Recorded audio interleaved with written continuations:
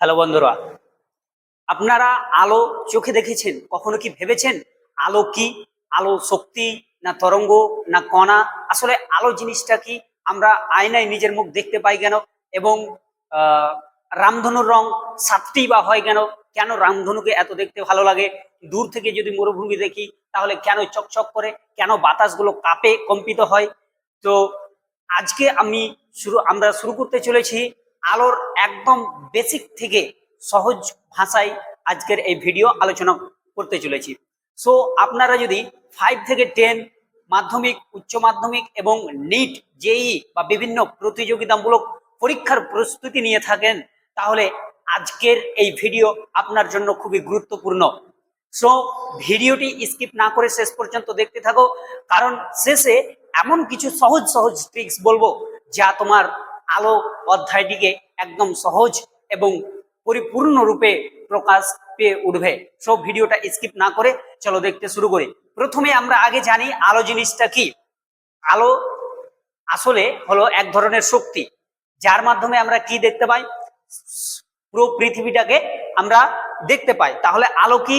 আলো হলো এক ধরনের শক্তি যার মাধ্যমে আমরা কোনো কিছু দেখতে পাই। এবার প্রশ্ন হলো, আলো যদি না থাকে তাহলে আমরা কি দেখতে পাবো না? আমরা কানার মতো, অন্ধের মতো কি ঘুরে বেড়াবো? হ্যাঁ, ঠিকই। যদি আলো না থাকে তাহলে কিন্তু আমরা চোখে দেখতে পাবো না। এই যে রাত্রে অন্ধকার থাকে, কালো হয়ে থাকে, তো এই কালোর মধ্যে কোনো আলো নেই, অর্থাৎ কোনো রকম রং বা কোনো রকম আলো নেই বলে আমরা দেখতে পাই না। তো আমাদের দেখার জন্য আলো কিন্তু লাগবেই, অর্থাৎ আলো না হলে আমরা কিন্তু দেখতে পাবো না। তাহলে আলো কি?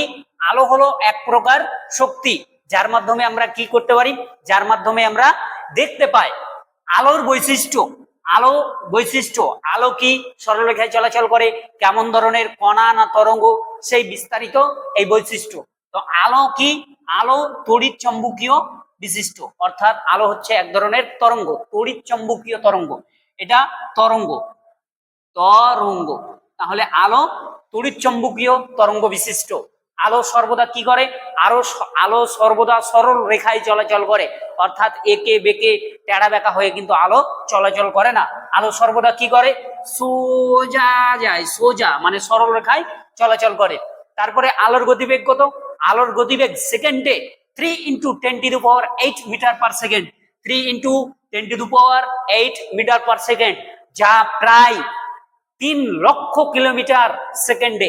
সেকেন্ডে 3 লক্ষ কিলোমিটার মানে বুঝতে পারছো, 1 সেকেন্ডে পুরো পৃথিবীকে হয়তো 10-12 বার ঘোরা যাবে 1 সেকেন্ডে। মানে এতটাই আলোর গতিবেগ এতই বেশি যে 1 সেকেন্ডে তুমি পুরো পৃথিবীকে 10-12 বার ঘুরতে পারবে। তাহলে মজার বিষয় হলো, আমরা 10-12 বার পৃথিবীকে 1 সেকেন্ডে ঘুরে নেব যদি আমি আলোর গতিবেগে দৌড়াতে পারি বা আলোর গতিবেগে হাঁটতে পারি। তাহলে আলোর গতিবেগ কত হলো?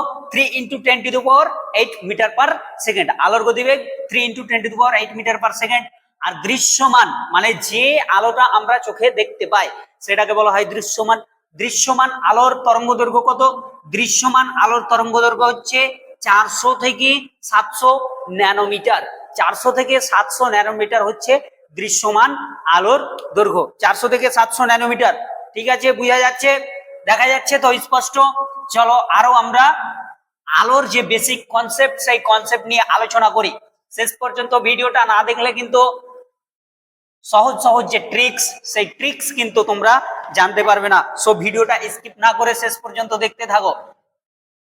খাতা কলম নিয়ে বসে পড়ো সবাই।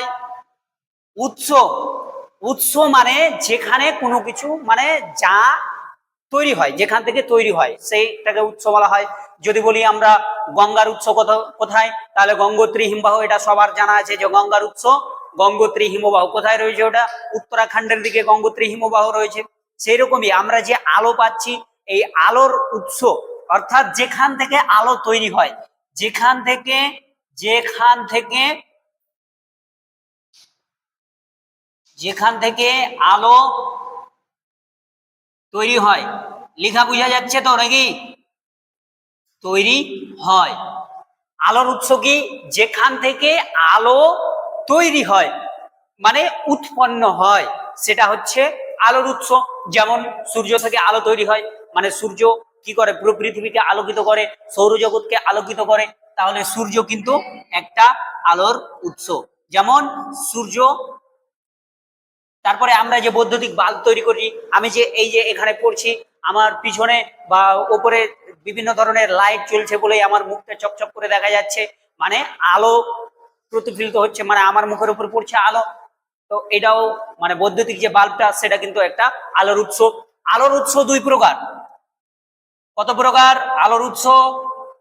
দুই প্রকার। আলোর উৎস দুই প্রকার। নাম্বার ওয়ান, একটা হচ্ছে প্রাকৃতিক উৎস, মানে যেটা প্রকৃতিতে একদম তৈরি হয়, প্রাকৃতিক উৎস।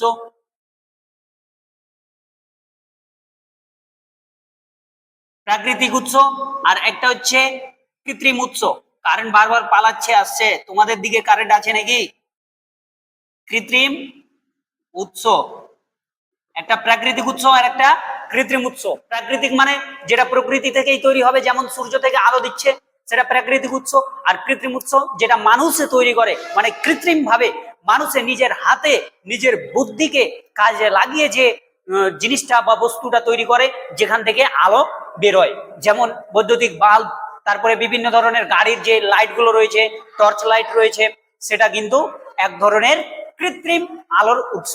তাহলে একটা হচ্ছে প্রাকৃতিক আলোর উৎস আর একটা হচ্ছে কৃত্রিম আলোর উৎস। আলোর উৎস সম্বন্ধে তাহলে জানা গেল, আলোর উৎস সম্বন্ধে জানা গেল। এরপরে তোমরা জানবে যে স্বপ্রভ বস্তু কি আর নিষ্প্রভ বস্তু কি, বা নিষ্প্রভকে আবার অপ্রভ বলা হয়, আবার পরপ্রভ বলা হয়। চলো দেখো, স্বপ্রভ, স্বপ্রভ, আর একটা হচ্ছে আমি নিষ্প্রভই লিখছি, নিষ্প্রভ, বা একে বলা হয় অপ্রভ, বা আবার বলা হয় পরপ্রভ, মানে অনেক বিভিন্ন রকম নামে একে ডাকা হয়। তাহলে স্বপ্রভ মানে হচ্ছে যার নিজস্ব আলো আছে, যে পৃথিবীকে আলোকিত করতে পারে, বা যে অন্ধকার জায়গাগুলোকে কি করতে পারে, আলো করতে পারে, সেটা হচ্ছে স্বপ্রভ, মানে নিজস্ব আলো রয়েছে, নিজস্ব, এটা নিজস্ব আলো আছে, এটা নিজস্ব আলো। স্বপ্রভ মানে নিজস্ব আলো, নিজস্ব আলো আছে। স্বপ্রভ মানে নিজস্ব আলো আছে, আর নিষ্প্রভ মানে নিজস্ব কোনো আলো নেই, নিজস্ব নিজস্ব কোনো আলো, দন্তান্নয়কার হর্ষই, নিজস্ব কোনো আলো নেই। তাহলে স্বপ্রভ বস্তু কোনগুলো? যেমন সূর্য, স্বপ্রভ বস্তু মানে নিজস্ব আলো রয়েছে। তারপরে সূর্য হলো স্বপ্রভ বস্তু, যেমন সূর্য স্বপ্রভ বস্তু। তারপরে আমরা যে বৈদ্যুতিক বাল্ব, সেই বাল্ব কি, সে বাল্ব হচ্ছে স্বপ্রভ বস্তু। আর নিজস্ব আলো নেই কার? চাঁদ, আমরা এটা আগেই ছোট থেকেই জানি যে চাঁদের নিজস্ব কোনো আলো নেই। চাঁদ কি করে? সূর্যের কাছ থেকে আলো ধার নেই। কি যে চাঁদকে কি বলবো, কি যে সূর্য মামা, না কি বলবো, সূর্য চাঁদকে কি বলছে, সূর্য মামা আমাকে কিছুটা আলো দাও, আমিও পৃথিবীকে আলোকিত করি, রাতের সময় তো সব কানা হয়ে ঘুরে বেড়াই, তো আমাকে কিছুটা আলো দাও, যাতে করে আমি পৃথিবীকে কিছুটা হলেও দেখতে সাহায্য করি। দিয়ে চাঁদ কি করে, সূর্যর কাছ থেকে আলো ধার নিয়ে পৃথিবীকে তখন কি করে, আলোকিত করে, এইভাবে আলোকিত করে দিল পৃথিবীকে। তাহলে স্বপ্রভ বস্তু কি, যে নিজস্ব আলো থাকবে, যেমন সূর্য বাল্ব। নিষ্প্রভ বস্তু বা অপ্রভ বস্তু বা পরপ্রভ বস্তু, যার নিজস্ব কোনো আলো নেই, সেটা হচ্ছে চাঁদ। তাহলে স্বপ্রভ অপ্রভ বস্তু বুঝা গেল। স্বপ্রভ অপ্রভ বস্তু বললাম, যার নিজস্ব আলো আছে সেটা, চলো লিখো, যার নিজস্ব আলো আছে তাকে কি বলা হয়, আর যার নিজস্ব আলো নেই তাকে কি বলা হয়, ফাটাফাট লিখে দাও। এরপরে আলোর গুরুত্বপূর্ণ দুটা টপিক, যার উপর বিভিন্ন রকম পরীক্ষা নিরীক্ষা গবেষণাগারে এখন পর্যন্ত চলতে আছে, প্রতিসরণ ও প্রতিফলন। আলোর প্রতিসরণ, আলোর প্রতিসরণ, একটা হচ্ছে আলোর প্রতিফলন, আরেকটা হচ্ছে আলোর প্রতিসরণ। আমি কিন্তু বেসিক কনসেপ্ট ক্লিয়ার করছি। এই আলোর প্রতিসরণ প্রতিফলনের ওপর কিন্তু অনেক বড় চ্যাপ্টার পর্যন্ত আমাদের রয়েছে। তো সেই বিস্তারিত আলোচনা কিন্তু আমি পরবর্তী ভিডিওগুলোতে করব। সো কি করো, চ্যানেলটাকে সাবস্ক্রাইব করে রাখো। যখনই আমি আলোর প্রতিফলন বা প্রতিসরণের উপর গুরুত্বপূর্ণ একটা ভিডিও আপলোড করব, যেই নিট বা প্রতিযোগিতামূলক পরীক্ষার জন্য, সেই ভিডিওগুলো কিন্তু তোমাদের কাছে যাতে করে প্রথমে পৌঁছে যায়, তার জন্য ভিডিওটা সাবস্ক্রাইব করে দাও, বন্ধুদের কাছে শেয়ার করে দাও। চলো দেখো, আলোর প্রতিফলন মানে কি। ধরে নাও একটা আমার কাছে বিভেদ তল রয়েছে, এটা কি বিভেদ তল, লিখে দাও বিভেদ তল, বিবিবি, ভয় ঋষিকারে ভয় কারে দ, বিভেদ তল, বা একেও বলা হয় প্রতিফলক তল বলা হয়, প্রতিফলক তল, বিভেদ তল প্রতিফলক তল বলা হয়। তাহলে আমি বললাম যে আলোর প্রতিফলনটা কি। আলোর প্রতিফলন হলো সেটাই যেখান থেকে আলো আসবে, বিভেদ তলের উপর পড়বে বা প্রতিফলক তলের উপর পড়বে, পড়ার পর আবার ওই মাধ্যমে ফিরে যাবে। আমার কাছে কি এলো, আমি ধরলাম আসমান থেকে আলো পড়লো, আসমান থেকে আলো পড়লো, আবার আসমানের দিকে আলো চলে গেল, আসমান থেকে আলো পড়ার পর আসমানের দিকে আলো চলে গেল, কোথায় পড়লো, এই যে বিভেদ তলটা রয়েছে, অর্থাৎ বিভেদ তলের উপর আলো পড়লো, বিভেদ তলের উপর আলো পড়ার পর বায়ু মাধ্যম থেকে, এটাকে আমি ধরে নিলাম বায়ু মাধ্যম, বায়ু মাধ্যম থেকে আলো বিভেদ তলের উপর পড়লো, বায়ু মাধ্যম থেকে আলো বিভেদ তলের উপর পড়ার পর আবার বায়ু মাধ্যমে ফিরে গেল, তাহলে সেটা হচ্ছে প্রতিফলন। এটা কি বলা হচ্ছে, এটাকে বলা হলো প্রতিফলন। দেখা যাচ্ছে প্রতিফলন মানে কোনো মাধ্যম থেকে আসবে বিভেদ তল বা প্রতিফলক তলের উপর পড়বে, আবার ওই মাধ্যমে ফিরে যাবে, সেটা হচ্ছে প্রতিফলন। এবার প্রতিসরণ, প্রতিসরণও ধরে নাও এটা হচ্ছে বায়ু মাধ্যম, আমি ধরে নিলাম এটা বায়ু মাধ্যম, মানে এইগুলোতে কি রয়েছে, বাতাস রয়েছে, বাতাস। আর এটা ধরে নিলাম আমি জল মাধ্যম, মানে এগুলোতে জল রয়েছে। এবার প্রতিসরণের গল্পটা হলো, সে কি করবে, বায়ু থেকে আসবে, বিভেদ তলের উপর পড়বে, দিয়ে বেঁকে চলে যাবে, বেঁকে বা অন্য মাধ্যমে প্রতিসৃত হয়ে চলে যাবে। তার জন্যই বলা হচ্ছে এটা আলোর প্রতিসরণ আর এটা আলোর প্রতিফলন। প্রতিফলন মানে প্রতিফলিত হয়ে আবার একই মাধ্যমে ফিরে যাবে, আর প্রতিসরণ মানে প্রতিসৃত হয়ে অন্য মাধ্যমে চলে যাবে। আমার কাছে একটা মাধ্যম রয়েছে, আমি ধরে নিলাম এটা একটা মাধ্যম, তাহলে এখান থেকে আলো আঘাত করে আবার ফিরে চলে গেল, তাহলে সেটা হচ্ছে প্রতিফলন। আর আমার কাছে যদি আমাদের কাছে যদি এটা মাধ্যম থেকে আলো এলো, এভাবে এসে চলে গেল, বিভেদ তল ভেদ করে চলে গেল, অন্য একটা ভেদে অন্য একটা মাধ্যমে চলে গেল, তাহলে সেটা হয়ে যাবে প্রতিসরণ। একদম বেসিক কনসেপ্ট, আমি আগেই বলেছি আলোর আজকে কি পড়াবো, বেসিক কনসেপ্ট। তোমাদের যাদের আলোর বেসিক কনসেপ্ট যদি জানা না থাকে, তাহলে আলো চ্যাপ্টারের যে বড় বড় অঙ্ক, ম্যাথ, ক্যালকুলেশন আমি বললাম যেটা, যে ভিডিওর শেষে বলবো, সেই জিনিসগুলো কিন্তু তোমরা পারবে না। তাই বেসিক কনসেপ্ট ক্লিয়ার করা অত্যন্ত জরুরি। তাহলে আলোর প্রতিসরণ প্রতিফলন হলো। এবার আমরা জানবো সমসত্ব মাধ্যম কি আর অসমসত্ব মাধ্যম কি।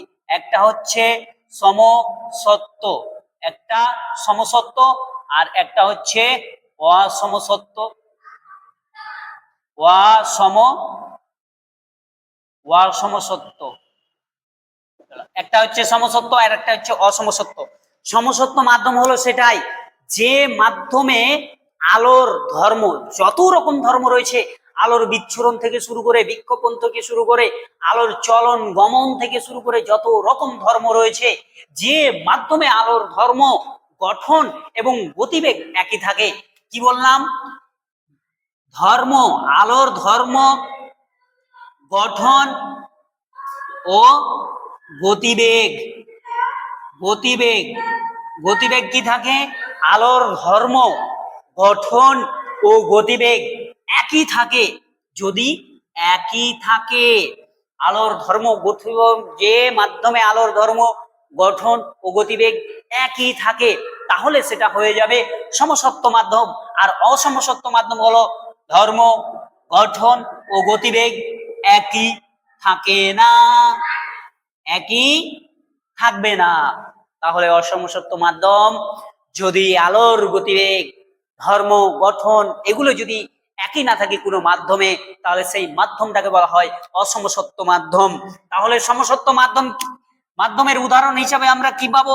সমসত্ব মাধ্যমে রয়েছে বিশুদ্ধ জল। বিশুদ্ধ জলের মধ্যে আলোর সব ধর্মই সমান, সেখানে গতিবেগও সমান। বিশুদ্ধ বাতাস, স্বচ্ছ কাচ, এগুলো কিন্তু সমসত্ব মাধ্যম। আর অসমসত্ব মাধ্যম, অসমসত্ব মাধ্যম আমি ধরে নিলাম আজকে বৃষ্টি হচ্ছে, তো এখনো কিন্তু আমাদের এদিকে বৃষ্টি হচ্ছে, জানি না তোমাদের ওদিকে হচ্ছে কিনা। যদি হয় তাহলে জানিয়ে দাও, স্যার আমাদের দিকেও বৃষ্টি হচ্ছে। বৃষ্টি হওয়ার কারণে রাস্তার ধুলোবালি কাদাযুক্ত হয়ে গেছে, মানে কাদাতে মিশ্রিত হয়ে গেছে। তাহলে এই যে কাদাযুক্ত জল, সেই কাদাযুক্ত জল কিন্তু অসমসত্ব মাধ্যম। তো বর্ষাকাল শুরু হয়ে গিয়েছে, চারদিকে ছাতা নিয়ে বেরিয়ে পড়েছে। তো সমসত্ব মাধ্যম, অসমসত্ব মাধ্যম বুঝা গেল। এবার আমরা জানবো কি? এবার জানবো দর্পণ ব্যাপারে। দর্পণ জিনিসটা কি? দর্পণ নিয়ে কিন্তু অনেক কঠিন কঠিন অঙ্ক থাকে, যে বিশেষ করে যে এই নিটে তো দর্পণ নিয়ে যদি অঙ্ক পড়ে, কোনটা প্লাস কোনটা মাইনাস সেগুলো নিয়ে গন্ডগোল হয়ে যায়। সো যদি আমার ভিডিও, যদি প্রতিটা ভিডিও যদি তোমরা দেখো, তাহলে কিন্তু সেই কনসেপ্ট গুলো ক্লিয়ার হয়ে যাবে। তাই আগেই বলছি, চ্যানেলটাকে সাবস্ক্রাইব করে রাখো, যাতে করে ভিডিও তোমার কাছেই প্রথমে পৌঁছায়। তো দর্পণ, আগে দর্পণ জিনিসটা কি সেটা ক্লিয়ার করি। আমি তো বললাম পরবর্তী ভিডিওতে সব বিস্তারিত আলোচনা করব। তো দর্পণ হলো যে এটা একটা পৃষ্ঠতল, ধরে নাও দর্পণ একটা পৃষ্ঠতল। দর্পণ মানে ভেবে নিতে হবে সেটা একটা পৃষ্ঠতল।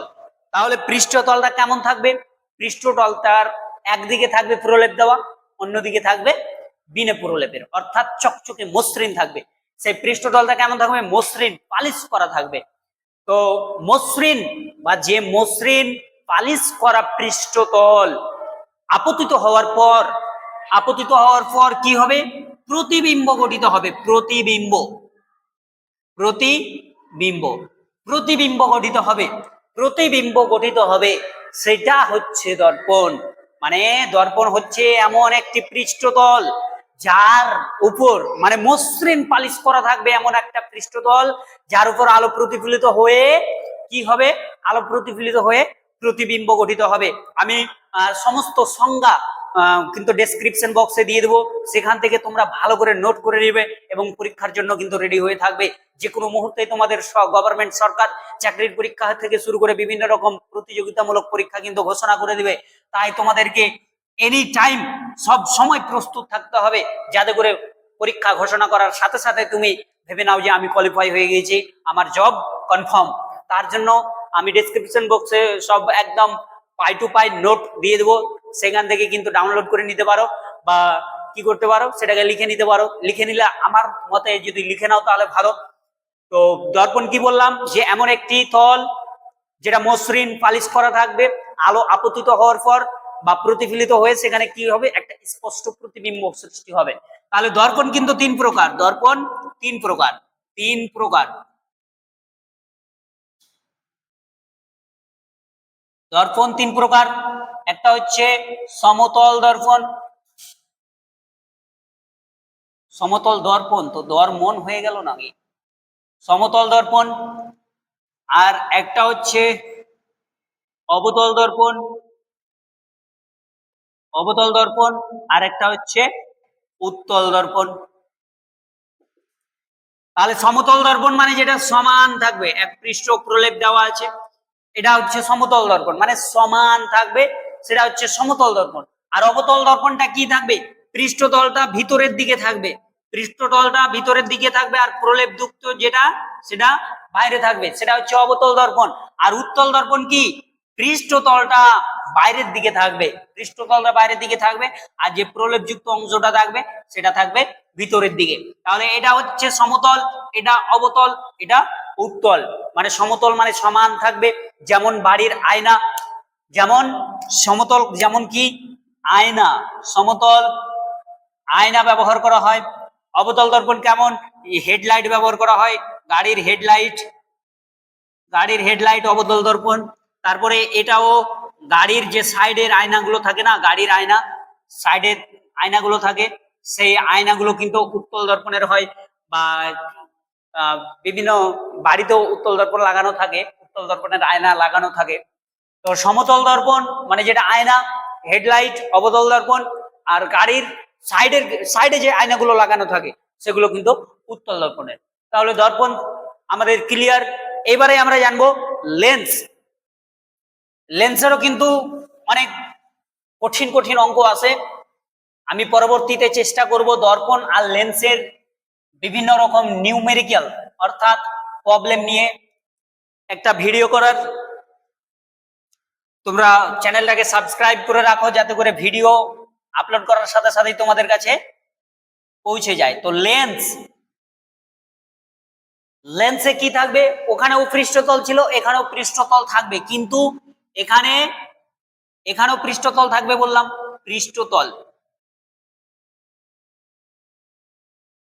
পৃষ্ঠতল লেন্সও পৃষ্ঠতল থাকবে, কিন্তু দুটি থাকবে, পৃষ্ঠতল থাকবে দুটি, আর একটি কি থাকবে? একটি থাকবে বক্র পৃষ্ঠতল। পৃষ্ঠতল থাকবে দুটা, একটা থাকবে আলাদা আর একটা কিন্তু বক্র থাকতেই হবে, সেটা হচ্ছে লেন্স। লেন্স মানে পৃষ্ঠতল থাকবে দুটো আর একটি পৃষ্ঠতল কিন্তু বক্র থাকবে। লেন্স হচ্ছে দুই প্রকার। লেন্স দুই প্রকার।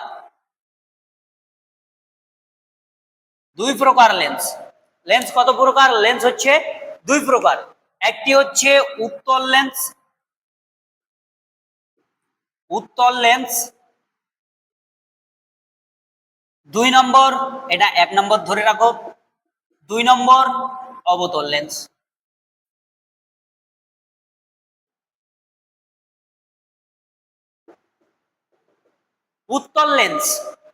উত্তল লেন্স মানে হচ্ছে যে লেন্সের দুই প্রান্ত কি থাকবে?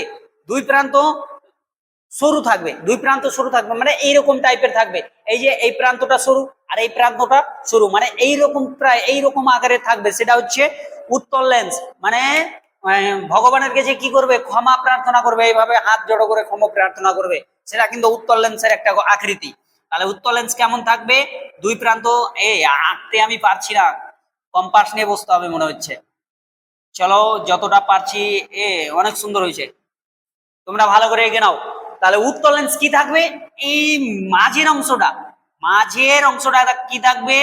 মাঝের অংশটা সরু থাকবে না মাঝের অংশটা মোটা থাকবে? এই যে দেখো মাঝেরটা মোটা রয়েছে আর দুই প্রান্তটা সরু, সেটা হচ্ছে উত্তল লেন্স।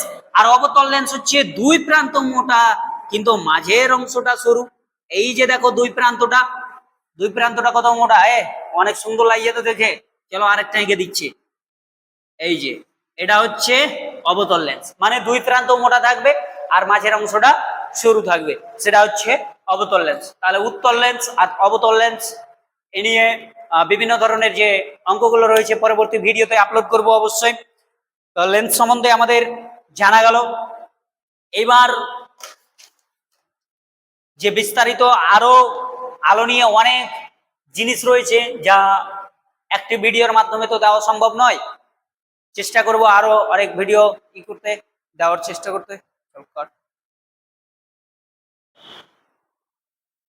আমি প্রথমেই বলেছিলাম যে ভিডিওর শেষে গুরুত্বপূর্ণ ট্রিক্স বা সহজ কিছু বলবো, যাতে করে তোমাদের আলো চ্যাপ্টারটা খুব সহজ এবং আলো চ্যাপ্টার থেকে যত রকম সমস্যা বা প্রবলেম আসে যাতে করে সলভ করতে পারো।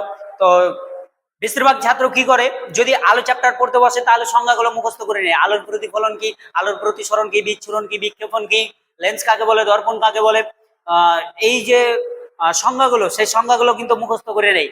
কিন্তু আমি বলবো শুধু সংজ্ঞা মুখস্থ করলে কিন্তু পরীক্ষায় ভালো নম্বর পাওয়া যায় না। সংজ্ঞা মুখস্থ করলে পরীক্ষায় ভালো নম্বর পাওয়া যায় না।